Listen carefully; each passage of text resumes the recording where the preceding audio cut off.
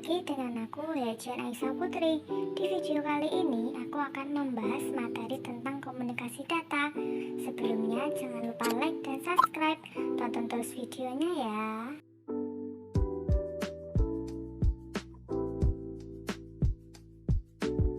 Definisi komunikasi data.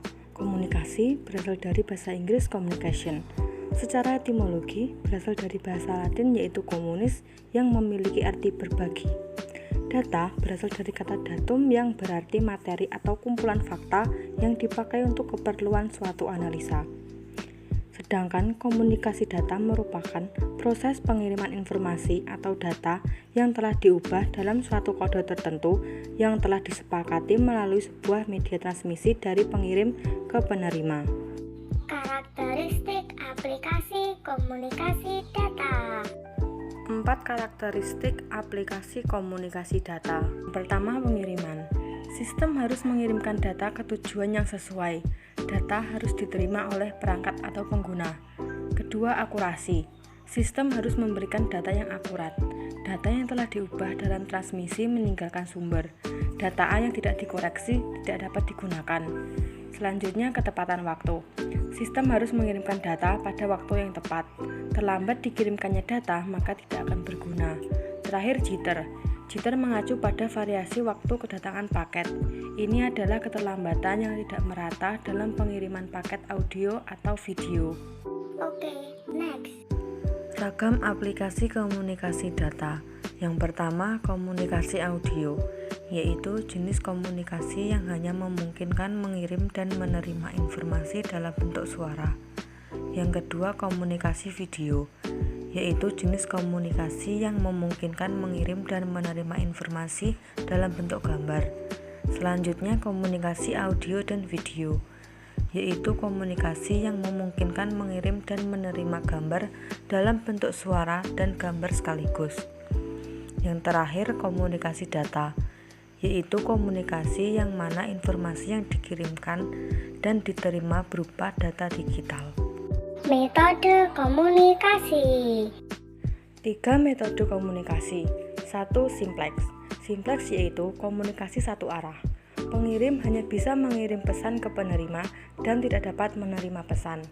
Dan penerima hanya dapat menerima pesan dari pengirim dan tidak dapat mengirim pesan. Contoh, radio dan televisi. 2. Half duplex, yaitu komunikasi dua arah. Pengirim dan penerima masing-masing dapat mengirim dan menerima pesan tetapi secara bergantian. 3. Full duplex, yaitu komunikasi dua arah seperti half duplex, tetapi penerima dan pengirim dapat mengirim dan menerima pesan secara bersamaan dalam satu waktu. Contoh, telepon dan video call. Bagian yang harus ada dalam sebuah komunikasi data. Yang pertama, receiver, penerima data atau informasi yang dikirim oleh sender. Kedua, sender, pengirim data atau informasi yang selanjutnya akan diterima oleh receiver. Ketiga, pesan. Pesan adalah data yang dikirim oleh sender. Selanjutnya ada media transmisi, media yang dibutuhkan oleh data atau informasi yang dikirim oleh sender agar sampai ke receiver. Kelima, protokol. Protokol adalah aturan yang harus disepakati oleh dua atau lebih device agar dapat berkomunikasi. Oke, next. Kelebihan komunikasi data. 1. Memungkinkan kita untuk mengirim data dalam jumlah yang besar tanpa ada kesalahan dan ekonomis dari suatu tempat ke tempat yang lain. 2. Memungkinkan penggunaan komputer secara terpusat maupun secara tersebar sehingga mendukung manajemen dalam hal kontrol, baik dari segi desentralisasi maupun sentralisasi. 3. Mempermudah kemungkinan pengelolaan dan pengaturan data yang ada dalam berbagai macam sistem komputer. 4. Mendapatkan data langsung dari sumbernya. 5. Mengurangi waktu untuk pengolahan data. Oke, next. Kekurangan komunikasi data. 1. Call stop memerlukan beberapa detik. 2. Kecepatan data terbatas tergantung pada besar data yang dikirimkan. 3. Keterbatasan bandwidth, namun ini dapat diatasi dengan penambahan bandwidth. 4. Tidak cocok untuk trafik besar. 5. Adanya delay propagasi untuk akses via satelit. 6. Throughput. 7. Faktor manusia.